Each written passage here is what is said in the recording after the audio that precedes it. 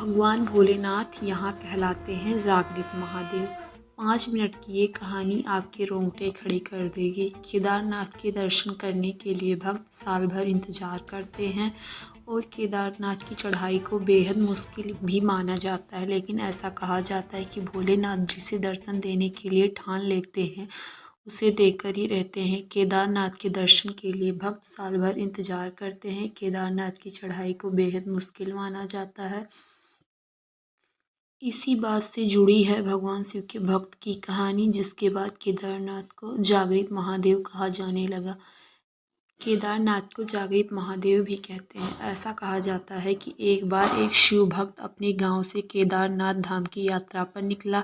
पहले यातायात की सुविधाएं तो थी नहीं, वह पैदल ही निकल पड़ा। रास्ते में जो भी मिलता उससे केदारनाथ का मार्ग पूछ लेता और मन में भगवान शिव का ध्यान करता रहता। चलते चलते उसको महीने बीत गए। आखिरकार एक दिन वह आया जब वह केदारनाथ धाम पहुंच गया। केदारनाथ में मंदिर के द्वार 6 महीने खुलते हैं और 6 महीने बंद रहते हैं। वह उस समय पहुंचा जब मंदिर के द्वार बंद हो गए थे। पंडित को उसने बताया वह बहुत दूर से आया है और महीनों से यात्रा कर रहा है। पंडित से प्रार्थना की कृपया दरवाजे को खोलकर प्रभु के दर्शन करवा दें, लेकिन वहाँ का तो यह नियम था, एक बार दरवाज़ा जब बंद हो जाता है तो नहीं खुलता। इसके बाद वह बहुत रोया, बार बार भगवान शिव को याद किया कि प्रभु बस एक बार दर्शन करवा दो।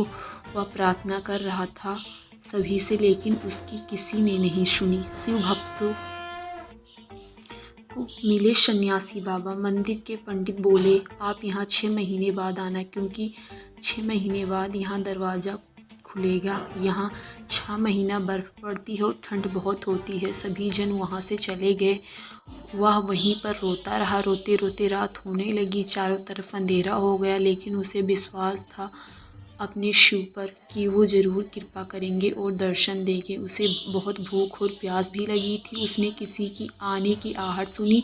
देखा एक सन्यासी बाबा उसकी ओर आ रहे हैं। वह सन्यासी बाबा के पास आया और पास में बैठ गया। सन्यासी बाबा ने उससे पूछा, बेटा कहाँ से आए हो? उसने सारा हाल सुना दिया और बोला, मेरा आना यहाँ पर व्यर्थ हो गया बाबा जी।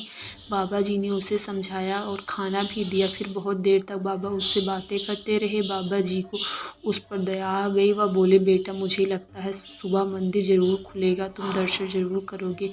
बातों बात में इस भक्त को न जाने कब नींद आ गई। सूर्य के मध्यम प्रकाश के साथ भक्त की आँख खुली। उसने इधर उधर देखा तो बाबा नहीं थे। इससे पहले कि वह कुछ समझ पाता उसने पंडित को आते देखा। उसने पंडित को प्रणाम किया और बोला, कल आपने तो कहा था मंदिर 6 महीने बाद खुलेगा, इस बीच कोई नहीं आएगा यहाँ, लेकिन आप तो सुबह ही आ गए। पंडित जी ने उसे बंद होने पर आए थे। तुम वही हो जो मंदिर का द्वार बंद होने पर आए थे, जो मुझे मिले थे। 6 महीने होते ही वापस आ गए।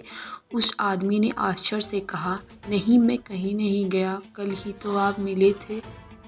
रात में मैं यहीं सो गया था, मैं कहीं नहीं गया। पंडित के आश्चर्य का ठिकाना नहीं था। उन्होंने कहा, लेकिन मैं तो 6 महीने पहले मंदिर बंद करके गया था और आज 6 महीने बाद आया हूँ। तुम 6 महीने तक यहाँ पर जिंदा कैसे रह सकते हो? पंडित को सारी मालूम है।